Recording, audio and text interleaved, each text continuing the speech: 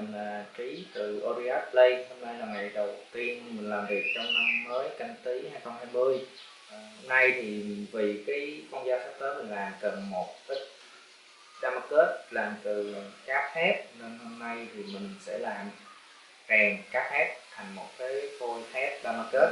Thật ra trước đây mình từng làm một cái clip từ cái quá trình này rồi, nhưng mà vì cái quá trình làm cái cáp thành Damascus này á, mình sẽ quay phim lại nên sẵn thì mình edit thành một cái clip mới để cho các bạn xem. Thì vô thẳng luôn công việc nha. Đây mới là cái nhân vật chính của mình hôm nay đây. Thì do cái cửa hàng cáp nó cũng nghỉ Tết á, nên tới bây giờ mình mới mua được cái cáp này. Đợt Tết thì mình đã hết cáp sẵn rồi. Cáp thép này á thì khoảng dài khoảng 3 mét ạ. Còn phi chắc cỡ 20. Cái cáp này á mình mua á thì để cái loại mà làm được Damascus á thì phải có cái loại là toàn bộ bằng thép hết, tại vì nó có một cái cáp nó là lõi ở trong là vậy, là dạng dây cói, dây thừng á, nên cái loại đó thì mình không làm được. Mình phải làm cái loại toàn bộ bằng thép hết thì mới làm được.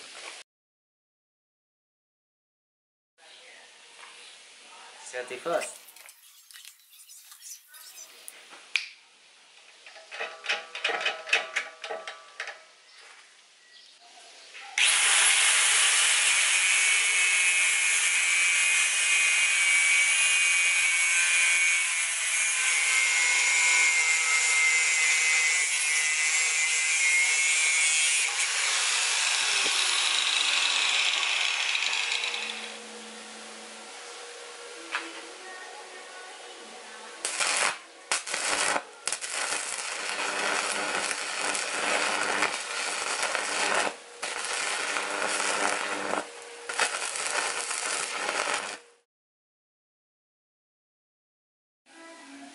Đây là xong công đoạn chuẩn bị để bắt đầu đưa cáp vào lò này. Thì rèn cáp thì focus đi, focus đi, focus. Rèn cáp thì mình phải hàn hai cái đầu nó thật là chắc lại, nếu không trong quá trình rèn nó sẽ bung cọng cáp ra và nó không dính lại với nhau nữa, rất là khó xử lý. Mình đã bị hư rất là nhiều cọng cáp vì cái vấn đề mà bị cáp thép nó bung ra và nó rất là khó rèn dính lại với nhau.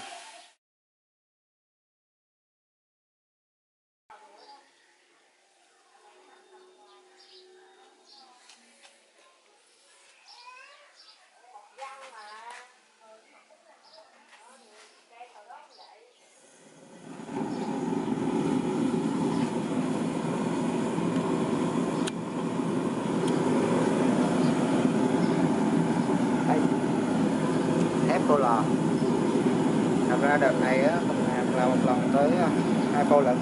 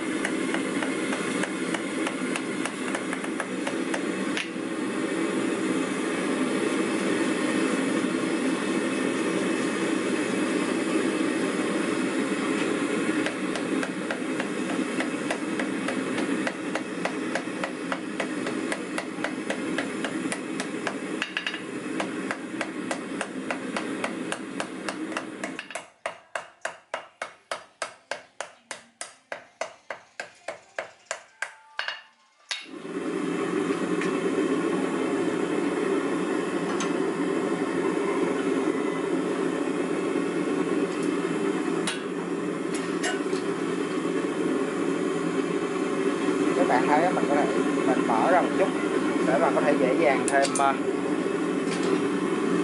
hàng the vào. flush á.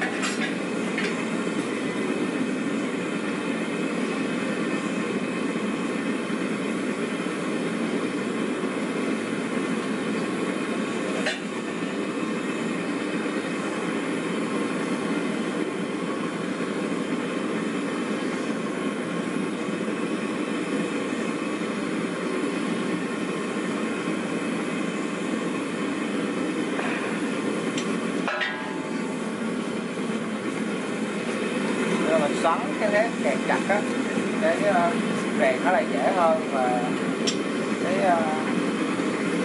vân nó sẽ đẹp hơn.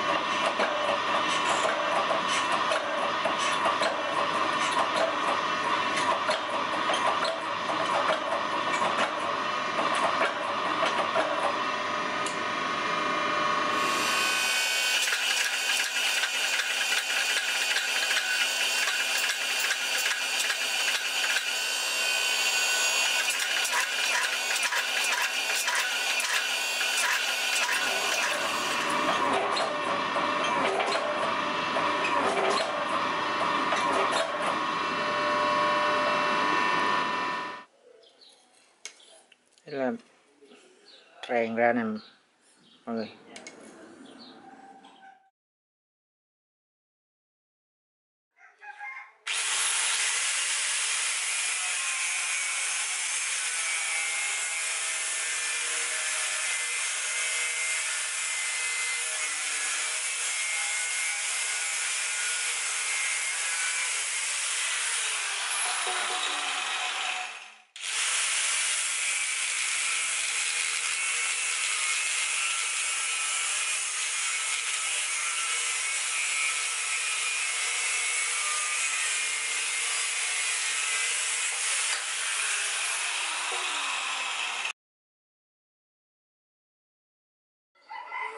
Đây là miếng cáp sau khi rèn xong nè mấy bạn.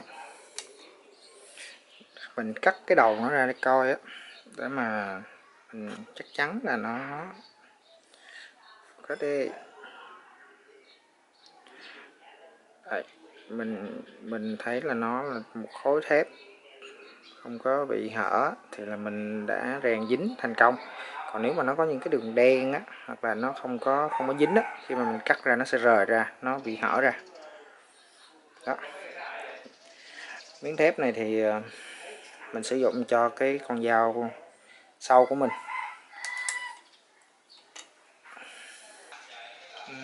Vậy là mình rèn xong cái cáp thành thép rồi. Từ cái sợi dây cáp đó, nó từng sợi nó xoắn rời với nhau á, rèn dính lại thành một cái phôi thép. Thì cái quá trình này nó tốn của mình khoảng 3 tiếng rưỡi đồng hồ. Tại vì chủ yếu á, là đợt này là mình rèn gần như là bằng tay hết.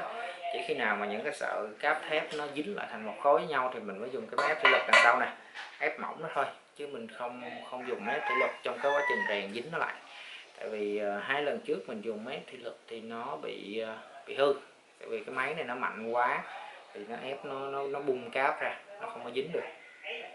Cái phôi này thì mình không rèn trực tiếp ra thành dao, mà mình dùng cho một cái đồ trái khác, mình kẹp với lại một cái miếng thép sa mai khác để mà làm ra dao, nên clip thì chỉ dừng ở đây thôi. Chủ yếu là mình